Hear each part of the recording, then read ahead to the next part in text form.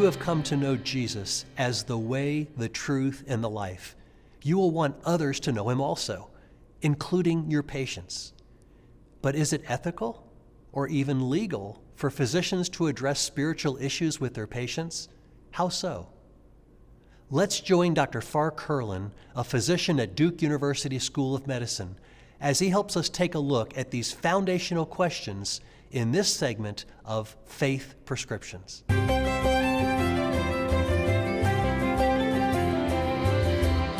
My name is Farr Curlin. I am a hospice and palliative medicine physician. And at Duke University, I co-direct the Theology, Medicine, and Culture Initiative, which is in the Divinity School. So I'm a faculty member in the medical school in its ethics center, the Trent Center for Bioethics, Humanities, and History of Medicine.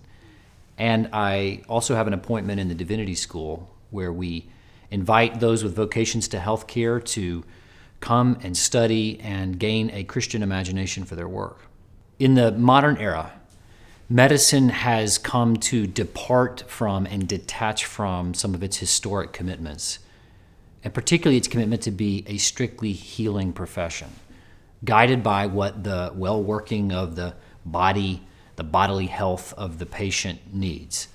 And instead, medicine has become a way of using technology to bring about the state of affairs that any given person desires and finds valuable.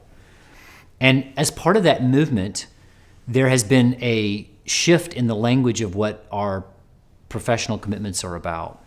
So traditionally, doctors understood themselves to be committed to attending to those who are sick, seeking to preserve and restore their health. But increasingly, because people want a lot of things that are not necessarily related to health, but can be achieved through the use of technology that doctors have control over, increasingly, people have come to construe physicians' profession as providing healthcare services to be used according to the wishes of the patient. So we've had the shift in language from physician to provider. And that shift in language says a lot about the changing self-understanding of people in healthcare. I think this is a big problem for a number of reasons, but in particular, by making physicians merely providers, we're essentially asking physicians to detach from their work, to treat their work as if it's some kind of sphere that they're not actually committed to with all they are, but instead they just show up in and do their job. That demoralizes medicine. It leads to burnout among physicians, including Christians, and it also does not do what patients need physicians to do, what they need the profession of medicine to do, namely, energetically go about attending to them when they're sick and seeking to preserve and restore their health. And there's a second layer of the problem for Christians. Jesus has called us to follow him with all of who we are. We're called to love the Lord our God with all our heart and mind and soul and strength. And yet, this emphasis on being a provider has caused us to act as if there's a professional realm, the providing realm, and there's a personal realm where religious commitments reside, and somehow we're to keep those separate. We're to keep the personal from infecting or being imposed upon or unduly influencing the professional. That doesn't line up with what it means to be a Christian. There's no part of our life that is beyond the call of God on it. There's no part of our life that does not ultimately need to be brought into obedience to and into faithful alignment with who God is calling us to be in Christ. So when Christians separate the personal from the professional, not only are they failing to respond with their whole self to the call of God on our lives, but they're also treating the way things are done in contemporary medicine as if we can take it for granted that it is good, that it has its own ethical integrity, that we should not challenge. That's a mistake. Medicine throughout the centuries has been subject to all kinds of distortions, corruptions, ways that it gets off track, aimed at things it should not aim at, and gets involved in deeply unethical practices. The profession of medicine needs Christians to be committed to being good doctors, which means they have got to bring all that they are as Christians and as physicians to this work. Within medicine today, an assumption has arisen that it is problematic for doctors to talk to patients about spiritual concerns. Talking about spiritual concerns in the conventional way of thinking seems like the apotheosis of the personal. There's nothing more personal. And so if a doctor were to ask a patient how she is doing spiritually, or offer to pray with a patient, or ask a patient what kind of work they might need to do yet spiritually before they die, this common understanding would suggest that what they're doing is taking their personal values that belong over here outside of medicine and imposing them on their professional practices. And that's something they should not do. That's a big problem for Christians. Again, it's based not on a distinction that's well argued. It's based on an assumption that operates in modern medicine that Christians really need to let go and detach from and ignore. Because the reality is we're called to practice medicine with integrity as the Christians that we are and as those who are called to this work of healing. What Christians tend to do is identify the clearly unethical parts of medicine, for example, abortion or assisted suicide. But they otherwise tend to take for granted that what medicine offers, what scientific evidence-based medicine offers, is fitting for human beings. And it's not obviously the case. You can take the example of the whole area of preventive medicine. We see in Matthew chapter 6 that Jesus says, do not worry about the body. He says, look at the birds of the air, look at the lilies of the field and how God cares for them. God cares about you much more than the birds and the lilies. He says, who of you by worrying can add a single hour to your life? And yet, Christians are not practiced in asking important questions such as, how much should I worry my patients about future bad things that might happen to them, such as heart attacks and strokes? How much effort should go into managing their risk? Or when does that effort come to be in tension with or even contradict Jesus' teaching in that area? That's just one area. Another area is, how do we define mental illness? What kind of sadness is the kind of sadness that is fitting for a human being, given what we are? What kind of struggle to stay focused is the kind of struggle that is just part of our being human and for which we should turn to resources that are not medical to cope with that well? These are big questions. They have deep spiritual significance, and Christians have tended to just take evidence-based medicine or scientific medicine for granted, I think, to too great an extent. We've too much kept our religious commitments, our Christian commitments, in the realm of the personal and left our professional practice relatively unexamined. I mean, the reality is medicine's a human practice that needs constant attention, constant revision, constant maintenance. It needs it from Christians and non-Christians alike. But Christians should not leave medicine as it is or take for granted that it's good. We used to do bloodletting. We used to forcibly sterilize women who were considered intellectually unfit. Medicine constantly needs renewal, and when physicians take for granted that the practices of today are because they're evidence-based, they're going to be good for patients, they're leaving on the shelf a great deal of wisdom that Christian tradition could offer them in practicing medicine wisely and well. I think it'd be a remarkable witness if Christian physicians interacted with their patients in such a way that their patients go away not anxious, not worried, not preoccupied with their bodies or with medicine, but encouraged to lean in and live their vocation.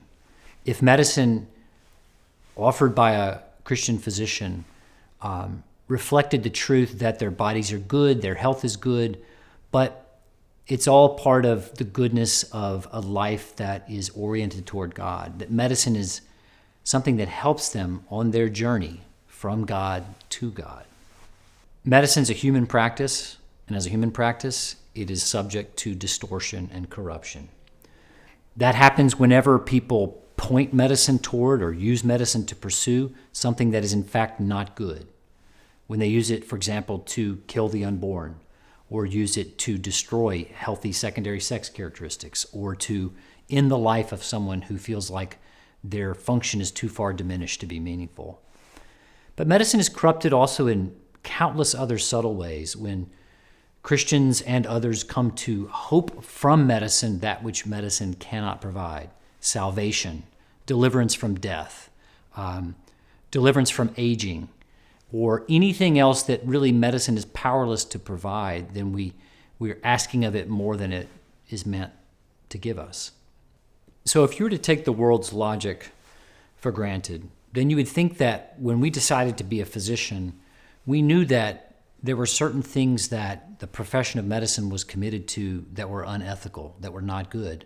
But after all, you have to put your personal values aside when you take on a professional commitment, and sometimes you have to be willing to do things that you personally might think are unethical. That's not true. None of us went into medicine because we thought it was an unethical practice, but somehow we thought it was good to do that because we were becoming a professional. Rather, what medicine does is take a commitment that we already have, and we certainly have as Christians, namely to attend to those who are sick, seeking to preserve and restore their health in reasonable ways. And it has us elevate that commitment to the commitment that fits a life-defining, a vocation-defining profession. The reality is that being a faithful Christian and being a good physician are not in conflict. It's not the case that to be a good physician, you got to be willing to be a bad Christian. Quite the contrary.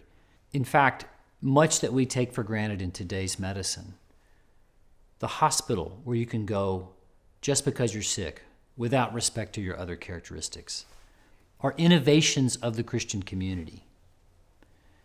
Jesus and his elevation of the poor and the sick as not to be despised, but to be treated with special care and attention, transformed the way the ancient world thought about healthcare once his followers took that message and its practices to the world. Christians developed the first hospitals, and it's no wonder that most of the hospitals that you look around and see have names like Baptist East and so-and-so Methodist and Sacred Heart. It's because Christians have been committed to medicine from the beginning. So the challenge for Christians is not to somehow practice evidence-based medicine and also maintain a sincere devotional life to have a rich Christian life, but keep these separate. The challenge is to practice medicine with integrity. And that is going to mean practicing medicine with all of the witness of the saints and the witness of the scriptures and the best of Christian tradition behind you, with your colleagues discerning which practices fit our story and which practices do not. And it means being unapologetic about the fact that you want to practice with Christian integrity. The Christian writer Flannery O'Connor once said, "You shall know the truth, and the truth shall make you odd." And I find that Christians in healthcare often feel like they are odd if they practice in such a way that is consistent with who they are as a Christian. I want to encourage Christians to embrace being odd. Insofar as Jesus is seen as odd in our world, and you follow him, you will be seen as odd. He made that clear to us. But your oddness is not a threat to your patients, to their ultimate good. Your oddness is a resource because Jesus is the way, the truth, and the life. The wisdom of God may be seen as foolishness by the world, but it's the wisdom of God. And Christians should not be ashamed to practice with integrity, to bring the personal and the professional together. We only have one conscience, we only have one life, and we encounter patients that are not divisible themselves into their many parts. We have to treat them as the integral spiritual beings they are, and we can't do that if we're leaving the reality of who we are as Christians on the shelf. And of course, physicians will encounter opposition at times. But I want to say this. I've talked to many Christians around the country over the past 2 decades in healthcare and heard them say things like, they would never allow me to do this, or you can't do that, or you can't say this, or this is not allowed. And when I ask them, really, how do you know that? It's a few of them that have actually tried to do the things that they know they cannot do. There is a resistance by many, including older practicing physicians, concerned about the ethics of bringing up spiritual interventions, including prayer. And I just want to challenge those who are anxious to look at the evidence. There is plenty of evidence that spiritual interventions, including prayer, result in better outcomes. And we are all about flourishing and good outcomes for our patients. And so take some time. You might even say that if we don't do these interventions, and there's plenty of evidence that our patients do better in multiple categories, that it's spiritual malpractice not to offer them. So I want to encourage Christians here to practice faith and exercise some courage in Christ, to practice with integrity and without needing to persuade or get the permission of everyone around you before you do so. Instead, commit yourself to being a good doctor as best as you understand it with all that you know, including all that you know as a Christian. And when people ask you, why are you doing that? Or why are you not doing that? Then give them an answer for the hope that you have. Give them an answer for why you practice as you do. If Christians lean in and practice with integrity as Christians, we know that there will be a beauty and a goodness and a truthfulness to their work that may offend some, but will also be very appealing to and will be a balm to, will be a healing resource to many others.